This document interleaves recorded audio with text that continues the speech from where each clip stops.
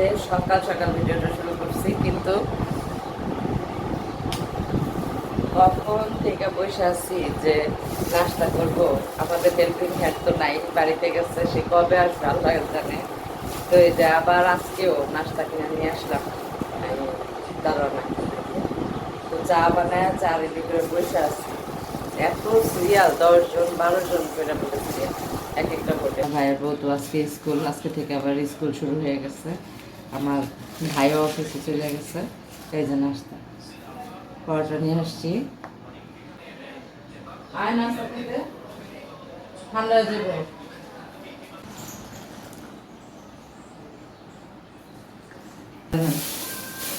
দুধ পলিতে রাখার কারণ হলো দুধের কৌটার মধ্যে যদি দুধ রাখে, সেই দুধের কৌটা আমার ভাইয়ের ছেলে নিয়ে খেয়ালে জানালা দিয়ে ফেলা দেয়। আমার আর হচ্ছে আমার বোনের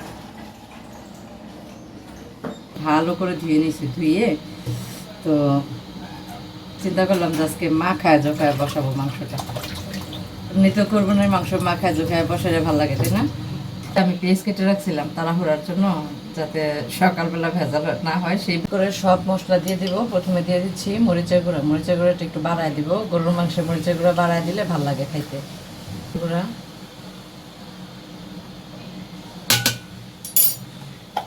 আর গুঁড়া।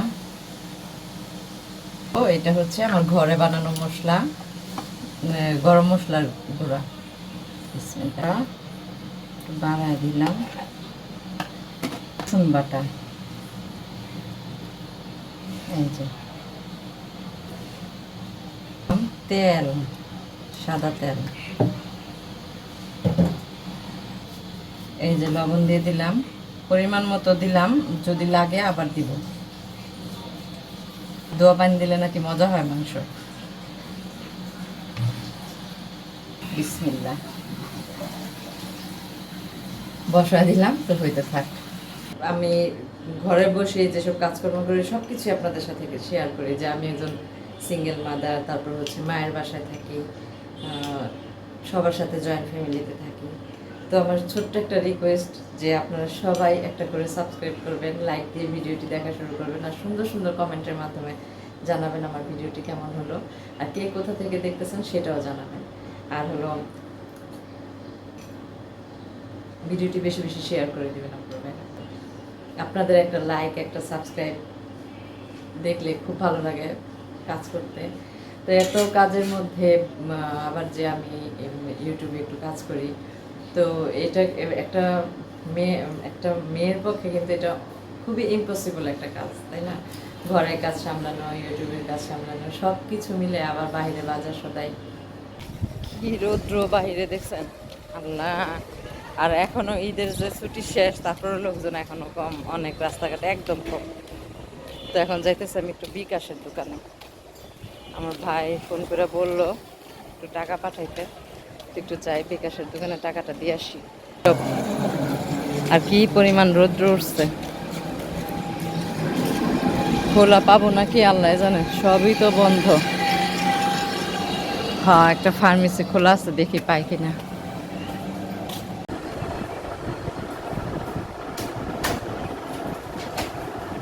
চলে আসলাম বিকাশের দোকান থেকে। এখন বাড়িতে থাকা একটা মেয়ের জন্য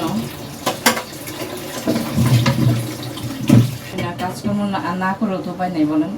বাসায় তো আর কাজের মানুষ নেই, নিজের কাজ নিজেরই করতে হয়। তো আম্মু এখন অসুস্থ হয়ে পড়ছে, আম্মু তো পারতেছে না কোনো কিছু করতে, কোমরে ব্যথা, দাঁড়াতে পারবে না। তাও যখন ভালো লাগে তখন আমার সব কিছু হেল্প করে মাঝে মধ্যে। বাবার বাড়িতে থাকলে কাজ করে খাইতে হয়, বুঝছেন? আর হলো আমার আমার ভিডিওটি যারা যারা দেখবেন, এখানে কিন্তু অনেক শিক্ষণীয় বিষয় আছে, বুঝছেন? কিভাবে আমি আমার এই সিঙ্গেল মাদার লাইফটায় জীবনযাপন করতেছি। দেখছেন, এখন ডাইনিং টেবিল উঠায় দেখি সেই কবে সিঙ্গারা ভাজছে, এগুলি ফালায় নেই। এখন এগুলি চা খাইছি, চায়ের কাপ দিলে নষ্ট হবে। বিষয় আছে কিভাবে বাবার বাড়িতে থাকতে হয়, সহ্য করে মুখ বন্ধ করে কিভাবে সবার কাজ একলা হাতে সামনে থাকতে হয়। দেখেন আমার কিন্তু বড় ভাই, আমার ভাই নাই, ছোট ভাই, আমার ভাইটা থাকে অফিসে চাকরি করে, তো একটা মাত্র ভাই, আদরের ভাই, তো ও থাকে অফিসে, ওরেও কোনো কাজের চাপ প্রেশার দিই না। বাজার সদাই যা কিছু লাগে সব কিছু আমারই করতে হয়, এই কাজ ওই কাজ সব কিছু আমারই করতে হয়, ঘরে বাহিরে। আমার বোনটাও অসুস্থ, সমস্যা হয়ে গেছে যে কারণে ও অসুস্থ, আম্মু অসুস্থ, তারপর হচ্ছে আমার ভাইয়ের বউ যায় ওর বাচ্চা নিয়ে স্কুলে, তো সব কিছু আমার বাসায় একা একা সব কিছু করতে হয়। তো আমার এই ভিডিওতে কিন্তু সব কিছুই থাকে, আমি একজন সিঙ্গেল মাদার, কীভাবে কী করতেছি সব কিছু। তো সবাই আমাকে একটু সাপোর্ট করবেন, আপনাদের সাপোর্ট আমার খুব দরকার, খুবই দরকার, আপনাদের খুবই দরকার। সবাই আমাকে একটু সাপোর্ট বেশি শেয়ার করবেন, সবাই যেন দেখতে পারে, সবাই শিখতেও পারে যে কীভাবে একটা মেয়ে মানুষ হয়ে কীভাবে সব কিছু একার হাতে সামনে, ঘর বাহির দুই জায়গায়। এই কাজের জন্য কোথাও যাইতে পারি না, একটু নিজেকে সময় দিতে পারি না, কিছু করতে পারি না, কিছুই করতে পারি না। একটা মেয়ে মানুষের তো অনেক শখ থাকে না, একটু ঘোরা, তারপর হচ্ছে একটু সাজুগুজু করা, আর কি আমি কিছুই করি। এগুলো সব মাঝে মাঝে শেষ, এখন ভাতটা বসাই। হেল্প করারও একটা মানুষ নেই, কে করবে বলেন? ঘরটার ভিতরে মানুষ আছে ঠিকই, কিন্তু করে দেওয়ার মতো কেউ নেই, সবাই সবার কাজে ব্যস্ত। আমি তো এগুলি ফালায় রাখতে পারি না, মা আছে, বোন আছে, মেয়ে আছে। বেশ রোদটা মুইসা নেই, মুইসা তারপর হচ্ছে বাকি কাজ। প্রতিদিন যদি এগুলি পরিষ্কার করা হয় তাহলে কিন্তু আর ময়লা জমে না, কিন্তু আগে পরিষ্কার করতো আমার আম্মু। এখন আম্মু যে কোমরের ব্যথা, আম্মুরে বসতে দিই না, করতে চায় কিন্তু আমি বসতে দিই না, আমার খুব খারাপ লাগে আমার মারে কিছু করতে দিলে।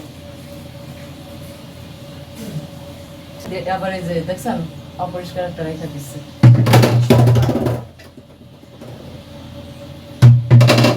কোনোদিনও আপনার একা পরিষ্কার করে রাখতে পারবেন না যদি সাথে কেউ হেল্প না করে।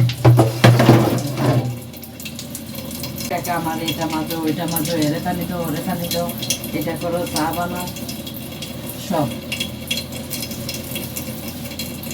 কি করবো বলতেও পারি না, কারণ সব তো আমার নিজেরই লোক, কারো কি করবো বলেন? সবাই যার যার কাজে ব্যস্ত থাকে।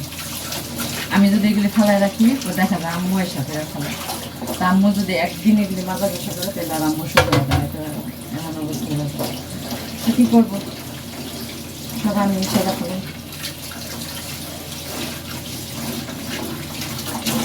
একলার হাতে চতুর্দিক সামলানো অনেক কষ্ট, অনেক শেষ।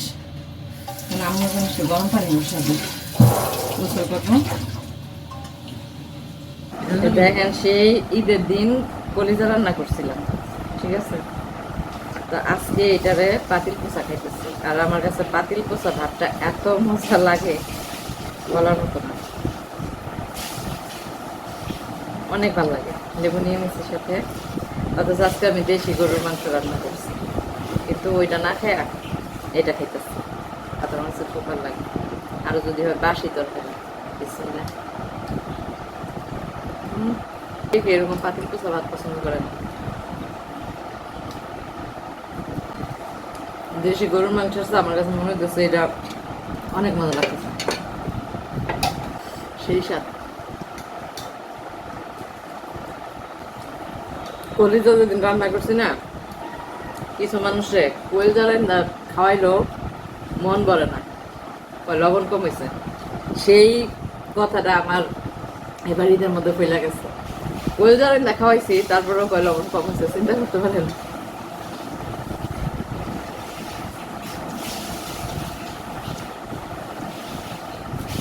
কলিজা রান্না খাওয়াইলেও কারো মন পাওয়া যায় না। আমার আজকের ভিডিওটি কেমন লাগলো কমেন্টের মাধ্যমে জানাবেন, আর সবাই একটা করে সাবস্ক্রাইব করবেন আর লাইক দিয়ে ভিডিওটি দেখা শুরু করবেন। আজকে পর্যন্তই, আল্লাহ হাফেজ।